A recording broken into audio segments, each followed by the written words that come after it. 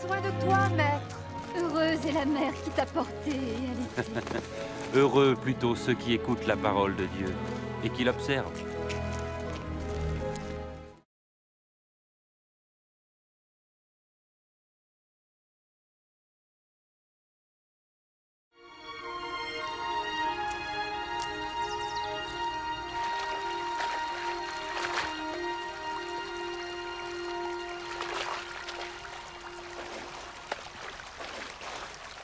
Apprends-nous à prier, comme Jean l'a appris à ses disciples. Quand vous priez, dites « Notre Père qui es aux cieux, que ton nom soit sanctifié, que ton règne vienne, que ta volonté soit faite sur la terre comme au ciel. Donne-nous chaque jour notre pain quotidien. Pardonne-nous nos offenses, comme nous pardonnons aussi à ceux qui nous ont offensés. Protège-nous contre la tentation et délivre-nous du mal. »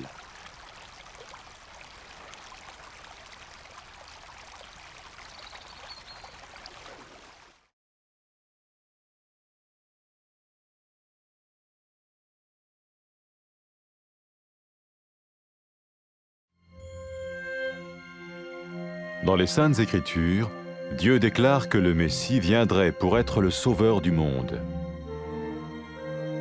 La vie de Jésus prouve qu'il est bien celui dont les prophètes avaient parlé. Ésaïe a prophétisé que la Vierge deviendrait enceinte et qu'elle enfanterait un fils. Des siècles plus tard, la naissance de Jésus accomplissait cette prophétie.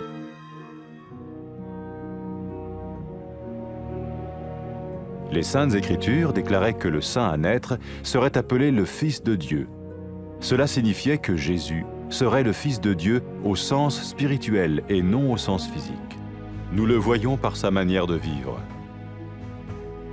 Il a guéri des malades, il a pardonné leurs péchés, les a ramenés à Dieu et leur a promis une place dans le royaume éternel de Dieu.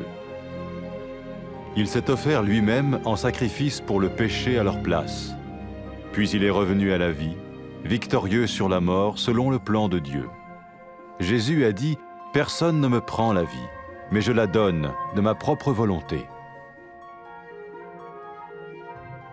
La vie de Jésus n'a pas seulement accompli les écrits des prophètes, mais elle a aussi confirmé la vérité de la sainte parole de Dieu.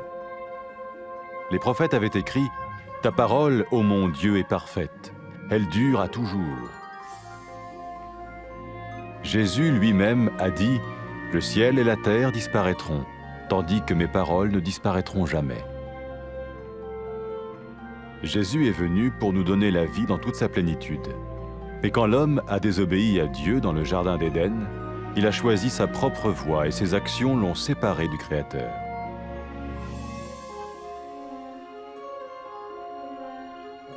Les Saintes Écritures déclarent que tous ont péché et que le salaire que paye le péché, c'est la mort. Il s'agit de la mort spirituelle, éternelle séparation d'avec Dieu. Mais tout comme Dieu a donné un bélier pour qu'il meure à la place du fils d'Abraham, ainsi il a envoyé Jésus, le Messie, mourir à notre place. Sa vie, sa mort et sa résurrection restaurent la relation entre Dieu et tous ceux qui mettent leur confiance en lui.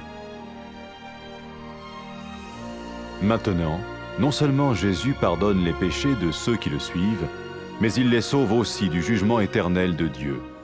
Ils sont sûrs d'aller au paradis et de vivre avec lui pour toujours. C'est cette vie et cette liberté de la culpabilité et du pouvoir du péché que Jésus offre à chacun aujourd'hui. Cela ne veut pas dire suivre une religion, mais choisir d'avoir foi en Jésus qui dit « Je me tiens à la porte et je frappe. Si quelqu'un entend ma voix et ouvre la porte, j'entrerai chez lui. » Cela veut dire se tourner vers Dieu et croire que Jésus vient dans nos vies pardonner nos péchés et nous rendre tels qu'il veut que nous soyons. Il ne suffit pas d'approuver intellectuellement ce qu'il dit, ni de vivre une expérience émotionnelle. Nous le recevons par grâce, au moyen de la foi, par un acte de notre volonté. Lorsque quelqu'un est prêt à suivre Jésus le Messie, il peut lui parler par une simple prière.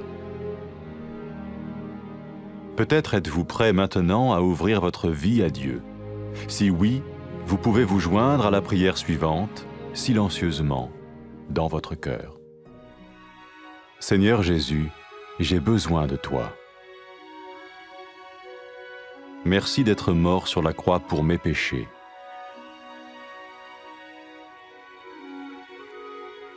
Je confesse mes péchés et je m'en repens.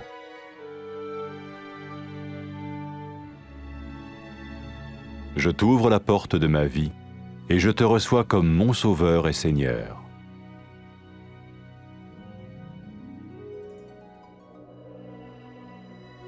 Merci de me pardonner mes péchés et de me donner la vie éternelle.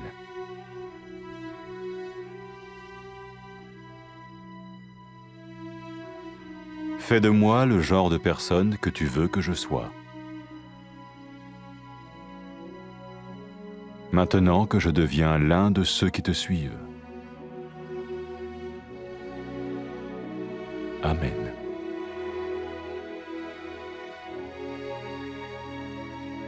Jésus a dit à propos de ses disciples, « Mes brebis écoutent ma voix, je les connais et elles me suivent. » Pour expérimenter la vie en abondance promise par Jésus, ceux qui le suivent parlent à Dieu chaque jour dans la prière et lisent ou écoutent sa parole. Ils parlent de lui à d'autres personnes et rencontrent régulièrement ceux qui l'aiment et le suivent. N'oubliez pas sa merveilleuse promesse. Tout pouvoir m'a été donné dans le ciel et sur la terre. Et sachez-le, je vais être avec vous tous les jours, jusqu'à la fin du monde.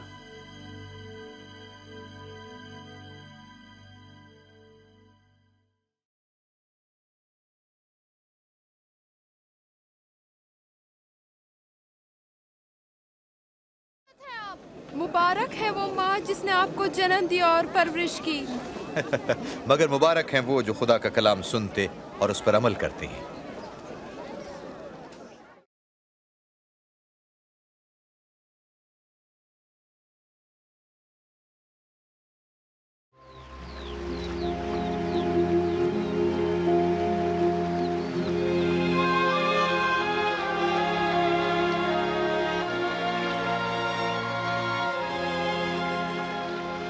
हमें दुआ करना सिखाइए जैसे यूहन्ना ने अपने शागिर्दों को सिखाई। जब दुआ करो कहो, ऐ हमारे बाप जो आसमान पर है, तेरा नाम पाक माना जाए, तेरी बादशाही आए, तेरी मर्जी जैसी आसमान पर है ज़मीन पर भी हो। हमारे रोज़ की रोटी हमें आज दे, हमारे गुनाह माफ़ कर जिस तरह हम अपने कसूरवारों को भी माफ़ करते हैं। हमें भी आजमाइश में न पड़ने दे बल्कि बुराई से बचा।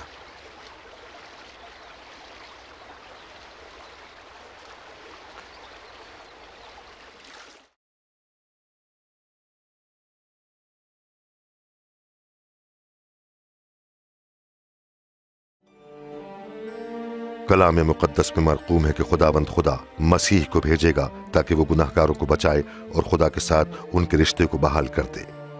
यसू मसीह की ज़िंदगी वाज़े तौर पर इस बात की तस्दीक करती है कि आने वाला निजात दहिंदा वही है जिसका खुदा ने वादा फरमाया था। यशायाह नबी की मार्फत लिखा है कि एक कंवारी हामला होगी और बेटे को जन्म देगी, और ऐसा ही हुआ। मुक़द्दसा मरियम जो कंवारी थीं, क़ादिर मुतलक की कुदरत से हामला हुई और उनसे यसू अल मसीह पैदा हुए। जैसे कि कलाम मुक़द्दस में लिखा है कि यसू अल मसीह की पैदाइश खुदा की तरफ से इस बात की अलामत थी कि यही बच्चा मसीह है जिसे खुदावंद खुदा ने अपना बेटा कहकर पुकारा है। जब लोगों ने यसू को देखा तो उन्होंने खुदा की कुदरत और क़ुव्वत को देखा। आपने लोगों को शिफा बख्शी और उनके गुनाह माफ किए। आपने उनसे अपनी अबदी बादशाहत में जगह देने का वादा फरमाया। यसू ने तमाम बनी नौ इंसान की खताओं के वास्ते अपनी जान फिदिये में दी। यसू मसीह मरने के बाद फिर जिंदा हुए, जो इस बात की दलील है कि उसकी कुदरत मौत के इख्तियार से कहीं बढ़कर है। यसू अल मसीह ने फरमाया कि मुझे अपनी जान देने और उसे फिर लेने का भी इख्तियार है। यसू मसीह की जिंदगी बिल्कुल वैसी ही थी जैसी नबियों की मार्फत पेशनगोइयां की गई थीं। यसू मसीह की जिंदगी इस बात का सबूत थी कि नबियों की मार्फत खुदा का कलाम सच्चा और ला तब्दील है। जैसा कि नबियों की मार्फत फरमाया गया था कि कलाम खुदा हर ऐब से पाक और अबदी है। यसू मसीह ने खुद फरमाया कि आसमान और जमीन टल जाएंगे लेकिन मेरा कलाम अबद तक कायम रहेगा। इब्तिदा में खुदा ने आदम और हव्वा को पैदा किया ताकि वो खुदा की रफाकत में खुश रहें। लेकिन उन्होंने खुदा पर भरोसा ना किया और उसकी हुक्मदूली की। उनकी इस नाफरमानी ने उन्हें खुदा से जुदा कर दिया। कलाम मुकद्दस में यह लिखा है कि सब इंसानों ने गुनाह किया और गुनाह का नतीजा मौत है। गुनाहगार लोग खुदा की हुजूरी में ठहर नहीं सकते। मगर जिस तरह खुदा ने एक मेंढा मुहैया किया कि वह अब्राहम के बेटे की जगह कुर्बान हो, उसी तरह यसूल मसीह को दुनिया में भेजा कि वो बनी आदम की खातिर कुर्बान हो। यसू मसीह की जिंदगी मौत और जी उठने की सच्चाई पर ईमान लाने की वजह से बनी आदम का रिश्ता खुदा से बहाल हो गया। पतरस ने फरमाया कि यसू मसीह ही वो शख्सियत हैं जिनके मुतालिक अंबिया ने फरमाया है कि जो कोई यसू पर ईमान लाएगा खुदा उसके गुनाह माफ कर देगा। लिहाजा वो जो यसू पर ईमान लाते हैं जहन्नुम की सजा से बच जाएंगे और अबद तक खुदा की हुजूरी में रहेंगे। जब यसू मसीह मुर्दों में से जी उठे तो उन्होंने अपने शागिर्दों से कहा कि सारी कौमों में मेरे नाम से इस बात की मनादी की जाएगी कि खुदा उन सब के गुनाह माफ फरमाएगा जो अपने गुनाहों से तौबा करते, मेरे जी उठने पर ईमान रखते और खुदा की तरफ रुजू करते हैं। यसू ने यह भी फरमाया कि मैं खुदा का पाक रूह भेजूंगा ताकि वो मेरे लोगों के साथ रहे और उन्हें सच्चाई की राह दिखाए और उस पर चलने की कुव्वत बख्शे। जब एक गुनाहगार औरत ने अपने गुनाहों से तौबा की और यसू की पैरवी करने लगी तो यसू ने उससे कहा, तेरे गुनाह माफ हुए क्योंकि तुम मुझ पर ईमान लाई हो, इसलिए तुमने निजात पाई। यसू ने फरमाया कि जब लोग हकीकत में खुदा से मोहब्बत रखते हैं तो इस बात का बयान सबूत है कि खुदा ने उनके गुनाह माफ कर दिए हैं। यसू अल मसीह ने लोगों को दावत दी कि मेरे पीछे हो लो। जब सलीब पर लटका हुआ मुजरिम यसू पर ईमान लाया और कहा कि यसू मुझे बचा, तो यसू ने फरमाया कि तू आज ही मेरे साथ फिरदौस में होगा। जिन लोगों ने मसीह की पैरवी करने का फैसला कर लिया है अपने रिश्ते की इब्तिदा इन अल्फाज से कर सकते हैं, ऐ खुदावंद खुदा, कायनात के मालिक, तू पाक और अजीम है। मैं तेरा शुक्र करता हूं कि तू मुझे एक बाप की तरह प्यार करता है। मुझे अफसोस है कि मैंने तेरे हुक्मों की नाफरमानी की है और तेरे खिलाफ गुनाह ही किया है। मैं तेरा शुक्र करता हूं कि तूने यसू को भेजा ताकि वो मेरी खातिर सलीब पर मौत का वारा करे और मुर्दों में से जी उठे। मैं तेरा शुक्र करता हूं कि यसू ने मेरे गुनाहों की खातिर सजा पाई। मैं तेरे बताए हुए रास्ते पर चलना चाहता हूं और मसीह यसू को अपना खुदावंद और निजात दहिंदा मानता हूं। मैं तेरा शुक्र करता हूं कि तूने मेरे गुनाह माफ कर दिए और मेरे लिए फिरदौस के दरवाजे खोल दिए हैं ताकि मैं हमेशा तेरी बादशाही में तेरे साथ रहूं। ऐ खुदावंद खुदा, मैं दरख्वास्त करता हूं कि मुझे अपना रूह पाक बख्श दे जो मेरे साथ रहे और तेरी राह दिखाने में मेरी रहनुमाई फरमाए। रूह पाक मुझे कुव्वत बख्शे कि मैं पूरे दिल से तुझसे मोहब्बत रखूं और तेरी मर्जी के मुताबिक जिंदगी गुजारूं। ऐ खुदावंद खुदा, काश कि इस दुनिया में हर जगह लोग तेरी हम्द व तारीफ करें। आमीन। यसू अल मसीह ने अपने लोगों के मुतालिक फरमाया कि मेरी भेड़ें मेरी आवाज सुनती हैं, मैं उन्हें जानता हूं और वो मेरी पैरवी करती हैं। यसू अल मसीह के लोग उन सब से रफाकत रखते हैं जो यसू से मोहब्बत रखते और हर रोज उससे हम कलाम होते और कलाम मुकद्दस का मुताला करते हैं। वो उसकी पैरवी करते और उसकी मोहब्बत का दूसरों से बयान करते हैं। यसू रूहुल कुद्स के वसीले से जो उसके लोगों के दिलों में रहता है उनकी मदद और रहनुमाई फरमाता है। जब यसू अपने आसमानी तख्त की जानिब बादलों पर उठाए गए तो उनके पैरोकारों ने उनके इस कौल को ज़हन नशीन कर लिया कि आसमान और जमीन का कुल इख्तियार मुझे दिया गया है और याद रखो कि मैं दुनिया के आखिर तक तुम्हारे साथ हूं।